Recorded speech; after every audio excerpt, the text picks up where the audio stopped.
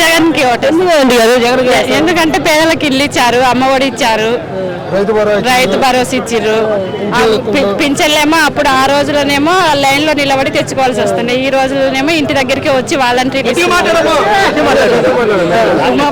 పేదలకేమో ఇల్లు అయితే కన్ఫర్మ్ గా ఇచ్చారు సార్, అది మంచి పని చేశాడు. జగన్ కే ఓటేయాలని అనుకుంటున్నాను. చంద్రబాబు చూస్తే జగన్ ఇస్తున్నారు కదా, అంతకన్నా ఎక్కువ బెనిఫిట్స్, ఇంకా ఎక్కువ పథకాలు ఇస్తాను నేను ఒకసారి నేను చూడండి.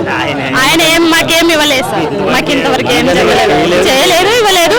మళ్ళీ వైఎస్ఆర్ ప్రభుత్వంలో కానీ మాకు పథకాలు అందినాయి, మాకు రుణమాఫీ పోయినాయి, మాకు అప్పుడు కానీ బాగానే ఉన్నది వైఎస్ఆర్ ప్రభుత్వంలో కానీ, ఇప్పుడు జగన్ ప్రభుత్వంలో కానీ బాగానే ఉన్నది సార్. అలాగే చంద్రబాబు గారు ఈ మధ్య ఆడవాళ్ళకి చెప్తున్నారు, మీ భర్త టీడీపీకి ఓటు అయిపోతే అన్నం పెట్టవద్దు, ఇంట్లోకి రానివద్దు అని చెప్తున్నారు.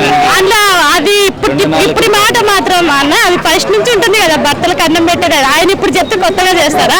టీడీపీ ఓటు అయిపోతే ఇంట్లోకి రానివద్దు అని చెప్పి. టీడీపీ ఓటు అయిపోతే ఇంట్లోకి రానియకుండా ఎవరు ఉండరు సార్. ఆయన భార్య పిల్లలను ఏం పోషించారు కదా, భర్తలకు అన్నం పెట్టారు. అట్లా అలాగే అదే ఇంకా వీళ్ళందరూ ఒకటే వస్తున్నారు కదా, ఇటు సైడ్ జగన్ గారు అప్పుడే ఉన్నారు, మరి గెలవకుంటున్నారు జగన్ ఒక పందులు గుంపులు వస్తే సింహం సింగల్లోనే వస్తుంది, ఎప్పటికైనా జగన్ అన్న ఒంటరిగానే వస్తారు. అలాగే షర్మిల గారు ఉన్నారు కదా, తను కూడా అదే వాళ్ళ అన్నగారికి ఆపోజిట్ పోజ్ చేస్తూ జగన్ గారికి ఓటు వేయద్దు అని చెప్తున్నారు. మరి వాళ్ళు విమర్శించుకోలేదు, వాళ్ళ ప్రాబ్లమ్స్ వాళ్ళు ఉంటాయి సార్, మనం చెప్పడానికి అక్కడైతే మళ్ళీ గెలుస్తాం, జగన్ కే ఓటేస్తాం. జగన్ అయితే మళ్ళీ రావాలి, మేము ఒక్కరిమే కదా, అందరూ వేయాలి ఓటు జగన్ కి. మరి ఇల్లు ఇచ్చిన వాళ్ళకి మళ్ళీ ఇల్లు కట్టిస్తానని చెప్తున్నాడు కదా గెలిచిన తర్వాత, అందుకే అందరూ మళ్ళీ ఓటు వేయాలి.